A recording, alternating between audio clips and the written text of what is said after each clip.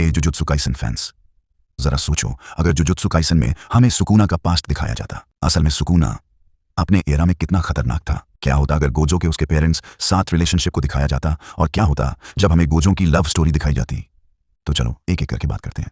Jujutsu Kaisen की सबसे बड़ी कमी यह दिखाई देती है कि ये मांगा अपने बैक स्टोरी को ज्यादा न एक्सप्लोर करने और इमोशनल टच और रोमांस से दूर हटती दिखाई देती है। शायद राइटर को ये फिलर्स लगते, और यही चीज जेजेके को नारुतो से अलग बनाती है। तो चलो इमेजिन करते हैं कि कैसा लगता अगर ये सारी सीन्स हमें एनिमे में दिखाया जाता। तो सबसे पहले बात करते हैं कि गोजो और उसके फैमिली के बारे में। तो तुम्हें मालूम होगा कि गेगे ने स्वयं कहा है कि गोजो के पावर्स के चलते गोजो के पेरेंट्स उससे अलग रहते हैं, और उन्हें हायर स्टेटस गोजो के पावर्स की वजह से ही मिली है। लेकिन सोचो यार, गोजो भी तो एक इंसान ही है ना। उसके अंदर भी फीलिंग्स होंगी, लेकिन बहुत लोग उसे पत्थर दिल समझ लेते हैं क्योंकि उसके पास काफी ताकत है। लेकिन ऐसा नहीं है। गोजो रिको और गेटो के जाने के बाद एकदम अकेला फील करने लगा था, और यह चीज एनीमे में भी दिखाई जाती। लेकिन सोचो इस समय उसे अपने पेरेंट्स का साथ मिलता तो शायद गोजो इतना अकेला फील नहीं करता। उस लड़के को अपने पेरेंट्स का प्यार भी सही से नसीब नहीं हुआ, और उसे सिर्फ एक हथियार के रूप में पाला गया था।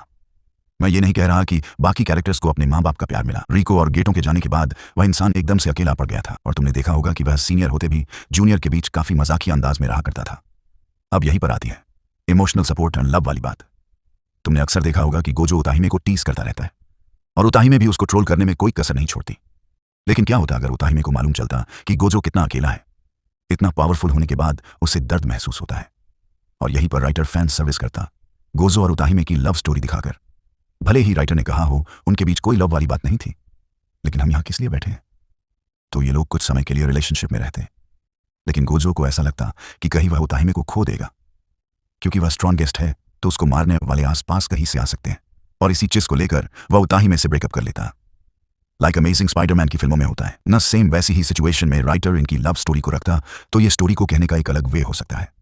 क्योंकि फैंस किसी का किसी से टांका भिड़ाने में लगे रहते हैं, और हमारा दिमाग में भी यही सोचता है इस बंदे की पार्टनर कौन है, क्या ये सिंगल है या रिलेशनशिप में है। अब वही बात करते हैं सुकुना के बैक स्टोरी के बारे में। देखो बहुत से फैंस का यह कंप्लेन था कि सुकुना की बैक स्टोरी क्यों नहीं दिखाई। तो मेरे हिसाब से सुकुना की बैक स्टोरी दिखानी चाहिए थी, और दिखाना चाहिए था कि वह अपने एरा में कितना खतरनाक था। क्योंकि किसी विलन का जब आप पास्ट दिखाते हो तब यह ज्यादा इफेक्टिव होता है, इंसान के दिमाग पर ज्यादा प्रभाव छोड़ता है। जैसे जैक स्नाइडर के जस्टिस लीग में हमें डार्क साइड का पास्ट दिखाया जाता है, वैसा ही कुछ वंडर वुमन तो कांप रही थी ये जानकर कि वह वापस आ रहा है। तो सुकुना को वैसा ही कुछ सिचुएशन में रखना चाहिए था। भाई वो मजे के लिए लोगों को मारता था, उसके सामने कितने आए कितने गए, और एक मोमेंट ऐसा आता कि उसे श्राप मिलता कि तू साले हमें बिना मान मतलब के मारे जा रहा है, तू हमें ट्रैश समझ रहा है, एक समय तेरी भी यही हालात होगी। तो जो एंडिंग हमें JJK में मिली वह थोड़ी और प्रभावी लगती। बाकी का तो पता नहीं, लेकिन ये 3 चीजें मुझे हमेशा सिखाई जा रही थी कि शायद ऐसा होता। लेकिन क्या कर सकते हैं, अब तो ये सब खत्म हो गया है। हम सब चाहते हैं कि JJK में ये सारी चीजें होती, लेकिन that was writers plan to show the story like this. अब बाकी वीडियो को यही बंद करते हैं, और तुम क्या देखना चाहते थे इस मंगा में कमेंट जरूर करना। देखो मेरे चैनल को सब्सक्राइब करना है तो कर लेना, ऐसी ही ख्याली पुलाव पकाता रहता हूं मैं। बाकी वीडियो अच्छी लगी हो तो लाइक कर देना, बाकी तुम्हारी मर्जी। Bye bye.